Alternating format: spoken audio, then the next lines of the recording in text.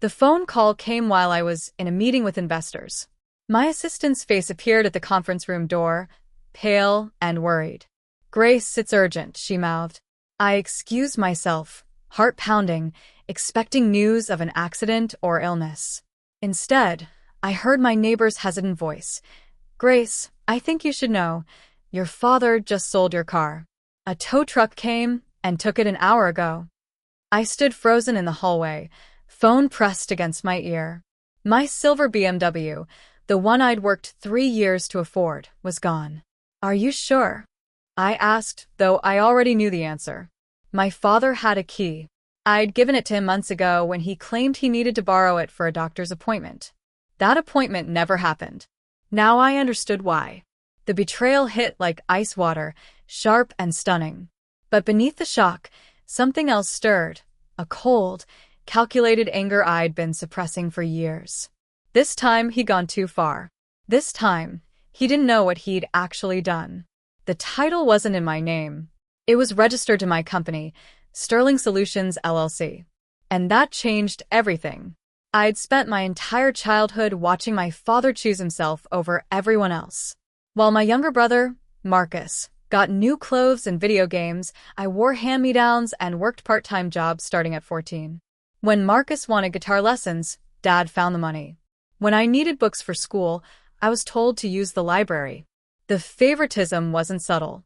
It was a fact of life, like gravity or weather. Dad called Marcus, my boy, with pride in his voice. He called me Grace, if he remembered to call me at all. I learned early that I couldn't depend on him for anything. Not support, not approval, not basic fairness. So I stopped trying. I studied harder, worked longer hours, built a life independent of his chaos. By 25, I owned a consulting business that brought in 6 figures annually. By 30, I'd expanded to 12 employees and contracts with major corporations. I'd done it all without a cent from him. But he'd noticed my success. And like a predator sensing weakness, he'd started circling, asking for loans, requesting favors, always with that same dismissive tone that suggested I owed him something just for existing. I called him immediately after hanging up with my neighbor. He answered on the 4th ring, his voice relaxed, unbothered. "Grace, what's up? Where's my car?" I asked, keeping my voice steady despite the fury building in my chest. A pause. Then casually, "Oh, that. Yeah, I had to sell it. Don't worry about it." "Don't worry about it."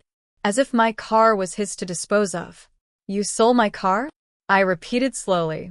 "Dad, that wasn't yours to sell." He sighed, annoyed, as if I were being unreasonable. "It's just a car, Grace. You make good money. You can get another one." I needed cash fast. "For what?" I demanded. Another pause. "Just some debts. Nothing serious." Nothing serious. I knew what that meant. Gambling debts. My father had been betting on everything, horses, sports, poker games, for as long as I could remember. It had destroyed his marriage, his career, his relationships with everyone except Marcus, who somehow remained blind to his faults. "You had no right," I said quietly. His tone turned condescending, the voice he used when he wanted to remind me of my place. "Look, you'll figure it out. You always do. That's your thing, right? Being the responsible one." I hung up before I said something I'd regret. At the office the next day, I forced myself to focus. My team was preparing a presentation for a major pharmaceutical company, and we couldn't afford distractions. But my mind kept drifting to my father's casual dismissal, his assumption that I'd just accept his theft and move on. During lunch, I sat alone in my office and reviewed my finances. I could afford another car, technically, but that wasn't the point. The point was that he'd stolen from me without a second thought, and he expected no consequences. I pulled up the car's registration documents on my computer. There it was, clear as day. Registered owner, Sterling Solutions LLC. My company, not me personally. The implications were significant. This wasn't just theft from his daughter. This was theft of corporate property. He'd sold an asset that didn't belong to him, using forged or fraudulent documentation. The legal ramifications were substantial. A small smile crossed my face. My father had made a critical error.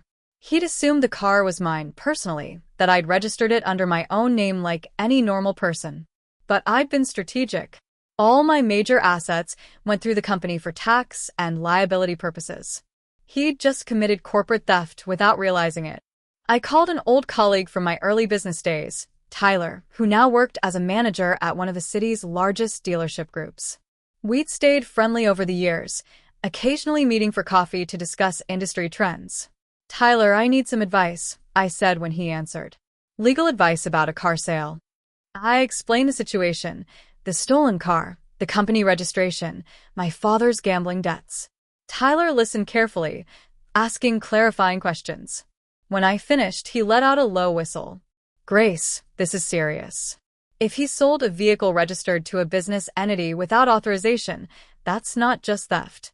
That's fraud, possibly even grand theft depending on the car's value." "That's what I thought," I replied. "What are my options?" Tyler outlined several paths. I could report it to police as stolen property, file a civil suit to recover the vehicle or its value, or pursue criminal charges for fraud. Each option had different implications and timelines. "There's something else," Tyler added. "If he sold it to a dealership or a private party, they might not have clear title. You could contest the sale, force them to return the vehicle, and they'd pursue your father for their losses." Now that was interesting. "How fast could that happen?" I asked.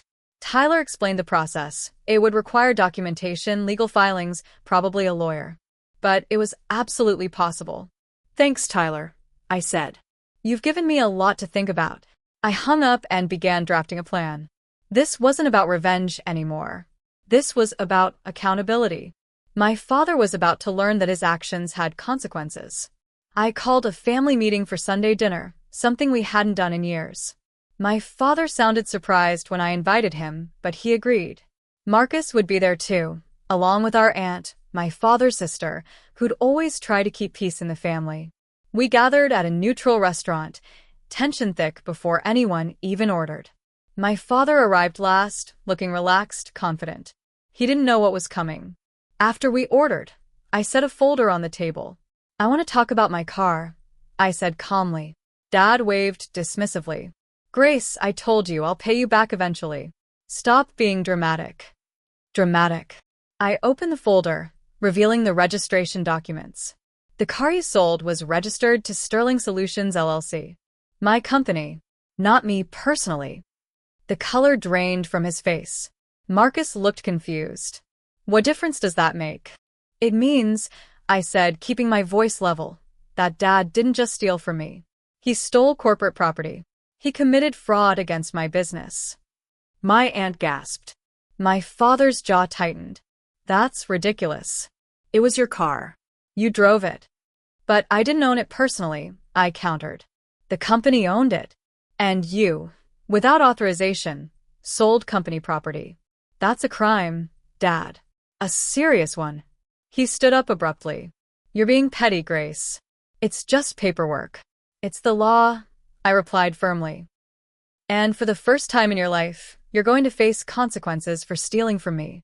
He stormed out, Marcus trailing behind him, shooting me an angry look.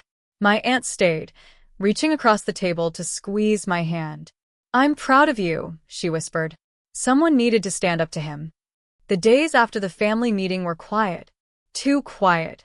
My father didn't call to apologize or even to argue further. Marcus sent a few texts accusing me of trying to destroy the family, which I ignored. I spent the time away from home working longer hours, throwing myself into my business. The distance helped me see the situation clearly. My father had been manipulating me for years through guilt, obligation, and the unspoken rule that family loyalty meant accepting his behavior without complaint. But loyalty was supposed to work both ways. He'd never been loyal to me. He'd never prioritized my needs or respected my boundaries. Why was I expected to sacrifice for someone who saw me as nothing more than a resource to exploit? At night, alone in my apartment, I'd catch myself feeling guilty. Maybe I was overreacting. Maybe I should just let it go. Then I'd remember the casual tone in his voice when he admitted selling my car. It's just a car, Grace. No remorse. No apology. Just entitlement.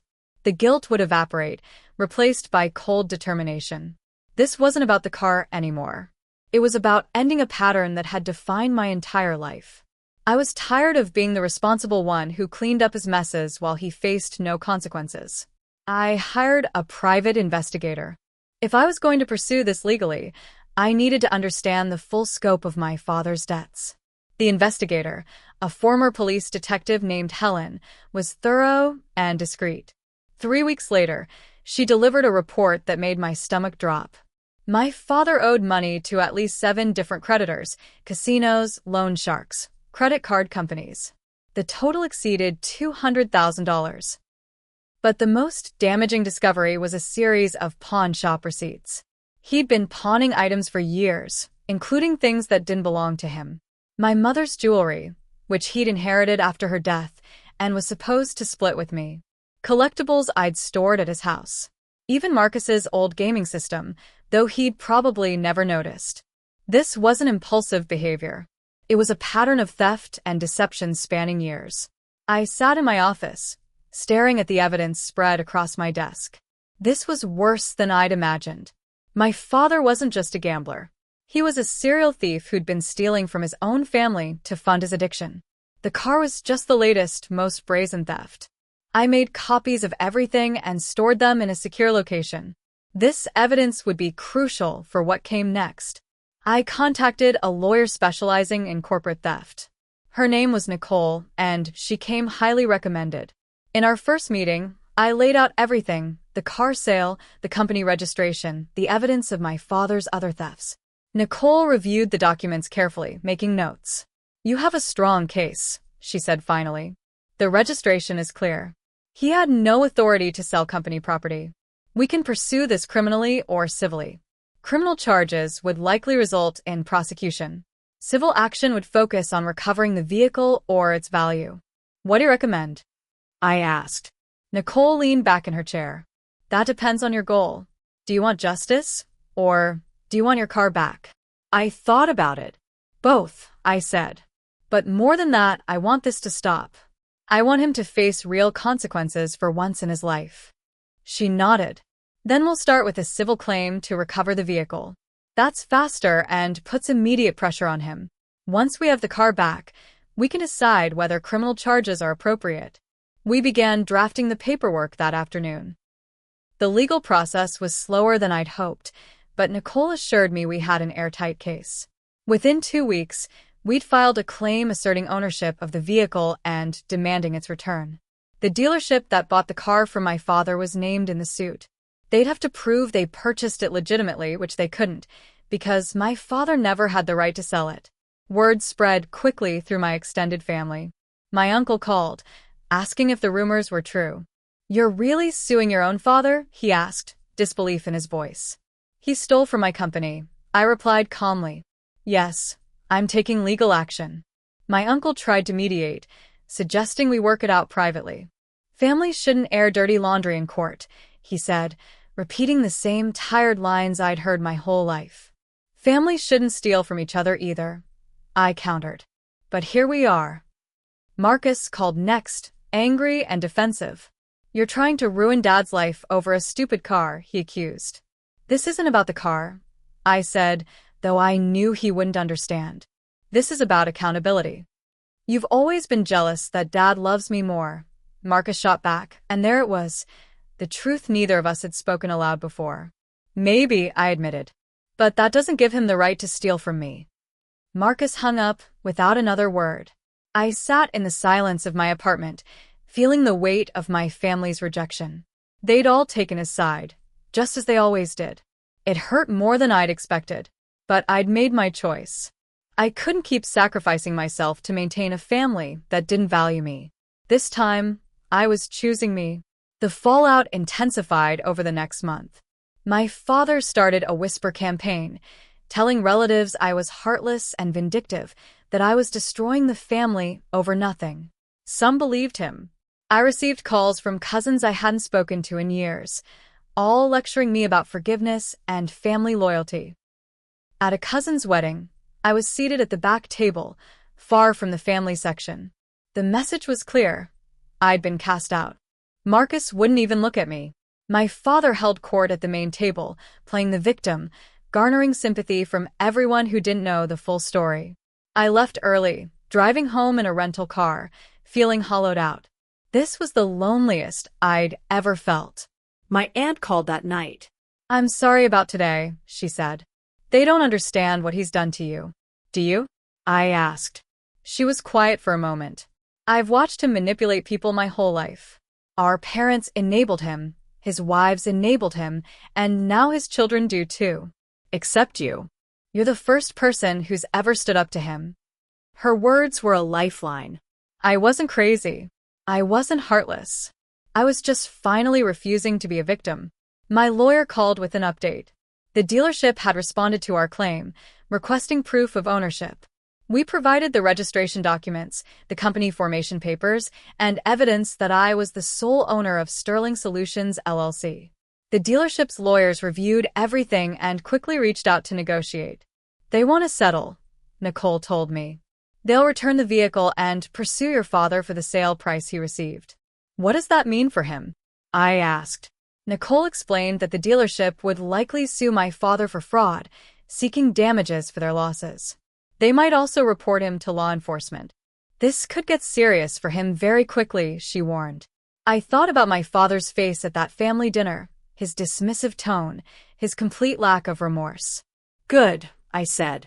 "Let it get serious." Nicole filed the acceptance of the dealership's terms. Within a week, I'd have my car back, and my father would face the consequences he'd been avoiding his entire life. At work, my business was thriving. We'd landed 2 new major contracts, and I'd hired 3 additional analysts to handle the increased workload. My professional life had never been stronger, even as my personal life crumbled. But I was learning that sometimes success meant leaving people behind, even family. The investigator called with another discovery. She'd been digging deeper into my father's finances and found something troubling. He'd taken out a second mortgage on his house, forged documents claiming my mother's death benefits were available as collateral. "This is fraud," Helen said. "Serious fraud. The mortgage company will likely initiate foreclosure once they discover the documents were falsified." I asked her to send me everything she'd found. The evidence was damning: loan applications with inflated income statements, forged signatures, fabricated documents. My father's house of cards was collapsing. That evening, I sat in my office after everyone had gone home, staring at the evidence. Part of me felt vindicated. He'd spent years making me feel like I was the problem, like my success was somehow a judgment on his failures. Now the truth was clear. His failures were his own. But another part of me felt sad. This was my father. Despite everything, despite the favoritism and neglect and theft, he was still my father. The man who'd taught me to ride a bike, who'd showed up to 1 or 2 school events, who'd occasionally surprised me with small kindnesses that made me hope he might change. That man was gone, if he'd ever really existed. What remained was just an addict who'd hurt everyone around him in service of his addiction. I started making strategic moves to protect my business from any fallout. I consulted with my accountant about separating my personal finances even further from the company, ensuring no creditor could come after Sterling Solutions for my father's debts. I reviewed all my business contracts, making sure none of them had any connection to family members who might try to cause problems. I changed locks, passwords, and security codes. Every link between my father and my professional life was severed. My assistant noticed I was distracted and asked if everything was okay. "Family issues," I said vaguely. "Nothing that affects the business." But it did affect me. I was sleeping less, working more, throwing myself into projects to avoid thinking about the growing chasm between me and my father. My aunt invited me to lunch and gently suggested I might want to talk to someone. "This kind of family conflict takes a toll," she said carefully. "It's okay to need support." I thanked her, but declined. I didn't want to talk about it. I wanted to move forward, to focus on building something that mattered. Talking felt like dwelling, and I'd spent enough of my life dwelling on my father's inadequacies. But late at night, alone in my apartment, I'd find myself crying without really knowing why. My father's world began to unravel rapidly. The dealership sued him for fraud, seeking $45,000 plus legal fees. The mortgage company discovered his falsified documents and initiated foreclosure proceedings. His creditors, sensing vulnerability, began aggressive collection efforts. I heard about it through my aunt, who'd stayed in contact with him despite everything. "He's panicking," she told me. "He keeps asking why this is all happening now." I almost laughed, as if his debts were coincidentally coming due, rather than the natural consequence of years of deception catching up to him. Marcus called, furious. "You've destroyed him," he accused. "Are you happy now?" "I didn't destroy anything," I replied calmly. "He did this to himself. By selling one car? That's what this is all about." Marcus didn't understand, and I was tired of trying to explain. "It's about everything, Marcus. The car was just the last straw." He called me names I won't repeat and hung up. I blocked his number. If he wanted to defend our father's theft and fraud, that was his choice. I wouldn't waste energy arguing anymore. At work, I was promoted by my own company. My board approved expanding my role to include more strategic oversight. We were growing faster than projected, and I was being recognized for the leadership that got us there. The irony wasn't lost on me. As my father's life fell apart, mine was reaching new heights. I made a quiet decision to distance myself completely from my family. No more Sunday dinners, no more holiday gatherings, no more obligatory phone calls. My aunt understood and supported the choice. "You need to protect your peace," she said. "They'll either understand eventually or they won't. But you can't sacrifice yourself trying to make them see the truth." I threw myself into work with renewed focus. We landed a contract with a hospital system worth nearly $1 million. My team celebrated with champagne in the office, and for the first time in months, I felt genuinely happy. I was building something real, something that mattered, something that was entirely mine. My father had no claim to this success, no way to take credit or benefit from my hard work. I also started seeing a therapist, finally taking my aunt's advice. Dr. Williams specialized in family trauma and helped me understand patterns I'd been trapped in my whole life. "You've been parentified," she explained. "Forced to be the adult in your relationship with your father. That's not healthy, and it's not your responsibility to maintain." Her words were liberating. I wasn't abandoning family. I was setting boundaries that should have existed all along. Over the following weeks, I felt lighter, freer, more certain of my decisions. The guilt that had plagued me began to fade. I was allowed to protect myself. I was allowed to walk away. The family tensions reached a breaking point at my grandmother's birthday party. I almost didn't go, but my aunt convinced me that my grandmother would be heartbroken if I missed it. I arrived to find the party already in full swing. My father was there, looking older and more worn than I remembered. Marcus stood beside him like a protective guard. The room fell silent when I walked in. My grandmother rushed over, hugging me tightly. "I'm so glad you came," she whispered. At dinner, the tension was suffocating. My father wouldn't look at me. Marcus glared openly. Other relatives seemed uncertain, caught between sides. Then my uncle stood to give a toast. "Family is everything," he began, looking pointedly at me. "No matter what disagreements we have, we're blood. We owe it to each other to forgive and forget." I set down my fork. "Blood doesn't entitle anyone to steal from you," I said clearly. "Blood doesn't excuse fraud or manipulation." My uncle's face reddened. "Grace, this isn't the time."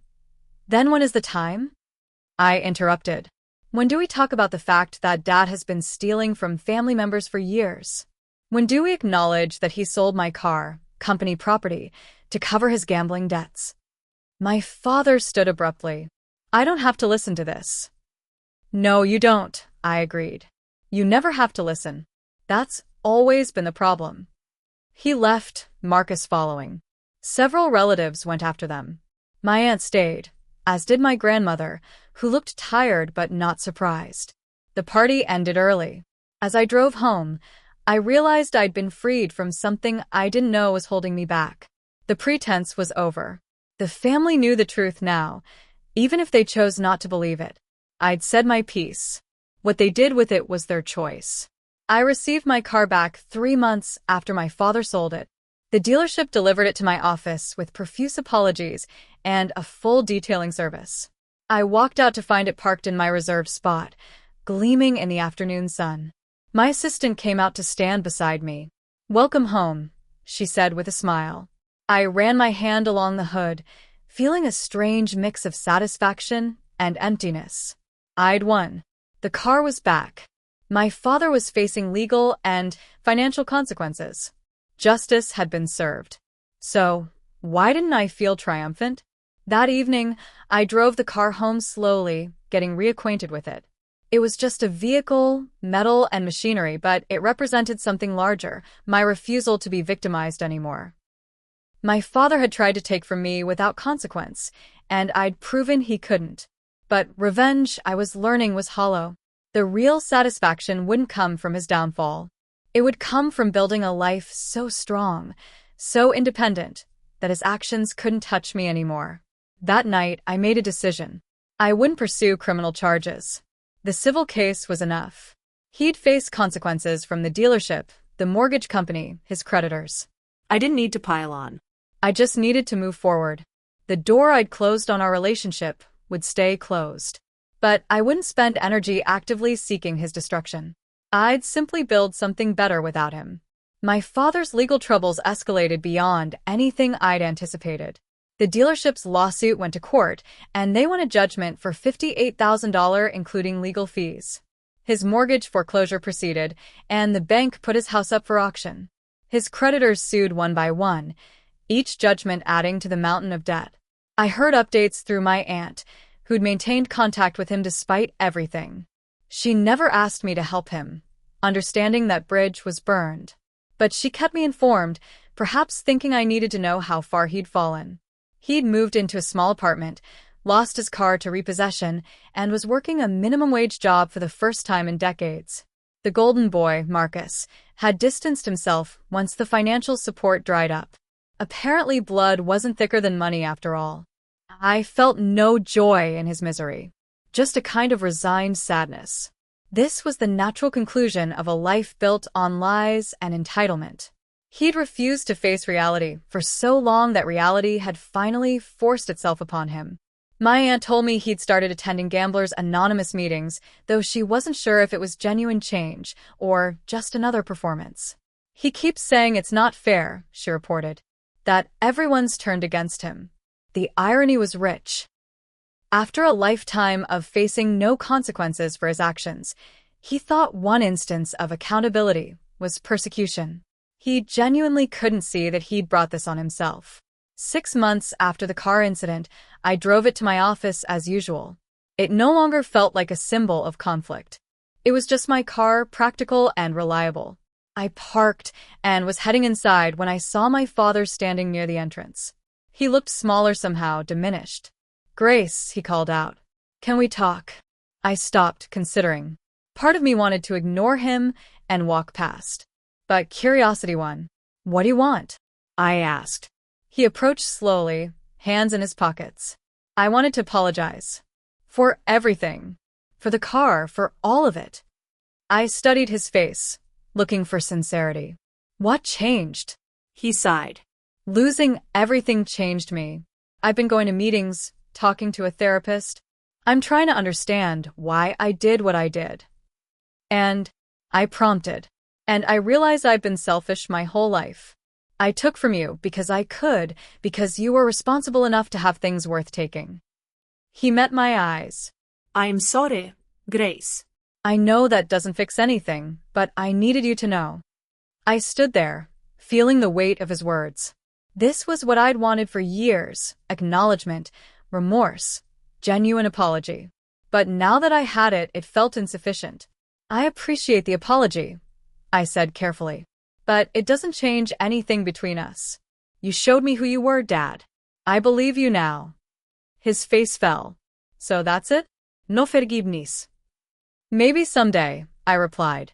"But right now I need distance. I need to protect myself from being hurt again."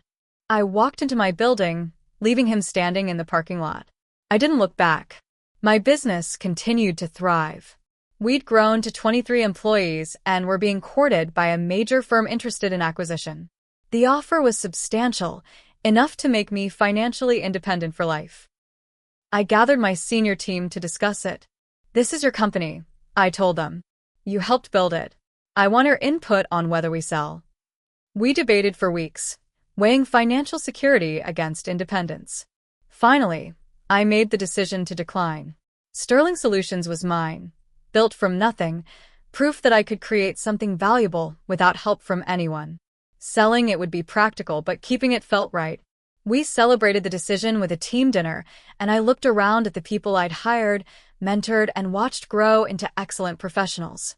This was my real family, people who respected boundaries, who contributed rather than just taking, who saw me as a person rather than a resource. I'd rebuilt my life around people who valued me. That was worth more than any acquisition offer. That week, I bought a house, my first one, something I'd been saving for during years of paying my father's debts and cleaning up his messes. It was a beautiful Craftsman on a quiet street, with a garage for my car and a home office overlooking the garden. Moving in felt like a new chapter. Every piece of furniture I bought, every picture I hung, was chosen by me for me. No compromises, no guilt, no obligations. Just my choices creating my space. A year after my father sold my car, I was thriving in ways I'd never imagined. My business was being featured in industry publications. I'd been invited to speak at conferences about entrepreneurship and business ethics. My personal life had stabilized with a small circle of genuine friends who knew my story and supported my decisions. I started dating someone I met through work, another entrepreneur who understood the demands of building a company. He was kind, respectful, and had clear boundaries with his own family. We took things slowly, building trust. One evening over dinner, he asked about my father. I told him the full story, expecting judgment or discomfort. Instead, he nodded thoughtfully. "You did what you had to do," he said simply. "That takes courage." It was refreshing to be with someone who didn't expect me to sacrifice myself for family peace, who understood that walking away from toxic relationships was self-preservation, not cruelty. My business hit a major milestone, $5 million in annual revenue. My team celebrated with a party, and I gave everyone substantial bonuses. We'd built something remarkable together. Meanwhile, through my aunt, I learned my father had maintained his sobriety from gambling for nearly a year. He was working steadily, paying down his debt slowly, and had cut contact with the family members who'd enabled his worst behaviors. I was glad for him, genuinely. But it didn't change my decision to keep my distance. Some betrayals ran too deep to mend, even with genuine change. I'd learned to wish him well from afar, without inviting him back into my life. That was enough. My father tried to reach out one more time, a year and a half after the car incident. He sent a letter to my office, a real, handwritten letter, not an email or text. In it, he detailed his journey through recovery, his understanding of how he'd hurt me, and his hope that someday I might be willing to have a relationship again. "I'm not asking for forgiveness you're not ready to give," he wrote. "I just wanted you to know I'm trying to become the father I should have been all along. Even if you never want to see me again, I'll keep trying because you deserve better than what I gave you." I read the letter 3 times, feeling emotions I'd worked hard to bury. He sounded genuine. Changed. But I'd heard promises before, seen temporary improvements that never lasted. This time, I wouldn't let hope make me vulnerable again. I wrote back, a short, cordial response thanking him for the letter and acknowledging his efforts, but making clear that I wasn't ready for reconciliation.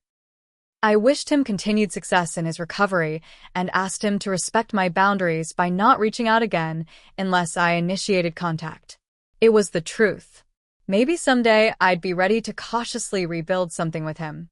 But that day wasn't today, and it might never come. I'd build a life that didn't need him, and I wouldn't risk it on someone who'd proven himself unreliable. My aunt understood. "You have to protect yourself," she agreed. "Forgiveness doesn't mean giving someone another chance to hurt you." I kept the letter in my desk drawer, acknowledging it existed without letting it change my trajectory. I'd moved on. He'd have to accept that. 2 years after the car incident, my life looked nothing like it had before. Sterling Solutions had expanded into new markets. We'd opened a second office in another city. I'd been featured in a major business magazine's 30 Under 35 list of successful entrepreneurs. My personal life was stable and fulfilling.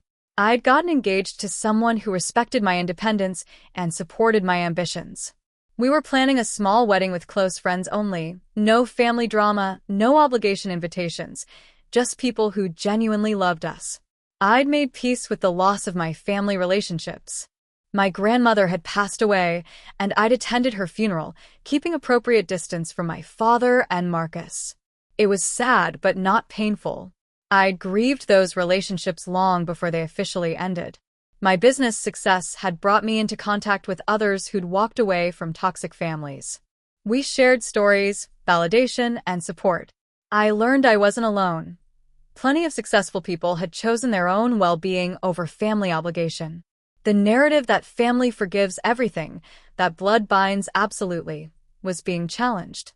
People were learning that it's okay to walk away from relationships that harm you, even family ones. I'd become an inadvertent advocate for that message. In interviews, I spoke carefully but honestly about setting boundaries and prioritizing self-protection. The response was overwhelming. Hundreds of messages from people thanking me for validating their own choices to distance from toxic family members. I stood in my driveway on a Saturday morning, keys in hand, looking at my silver BMW. It had been repaired, maintained, and cared for over the past 2 years. It was still reliable, still mine, no longer a symbol of conflict. Just a good car. I was heading to the office for a few hours to prepare for Monday's big presentation. As I opened the door, I thought about how far I'd come. The woman who'd received that phone call about her stolen car had been wounded, angry, unsure if she could stand up to her father. This woman, the one I'd become, was confident, successful, and certain of her worth. My father had tried to take from me, assuming I'd absorbed the loss as I always had. Instead, I'd drawn a line and defended it. That decision had cost me relationships, but gained me something more valuable: self-respect. I drove through the quiet morning streets, sunlight reflecting off the hood, and felt genuinely at peace. My company was thriving. My relationship was healthy. My future was bright. The rearview mirror showed the past receding behind me: family drama, betrayal, years of being undervalued. I wasn't looking back anymore. I was focused on the road ahead, on the life I was building, on the person I'd become. My father sold my car to pay his gambling debts, never realizing the title was in my company's name. That mistake had cost him everything. But for me, it had been the catalyst for freedom. I'd learned I didn't need his approval or love to succeed. I'd learned that walking away from toxic relationships wasn't failure, it was self-preservation. I'd learned that the family you choose can be stronger than the family you're born into. As I pulled into my parking spot at Sterling Solutions, I smiled. The business I'd built, the life I'd created, the person I'd become, none of it depended on him. That was the real victory. Not his downfall, but my rise. Not his suffering, but my freedom. I stepped out of the car, locked it behind me, and walked into my office building. The woman in control of her own destiny. Finally, completely, beautifully free.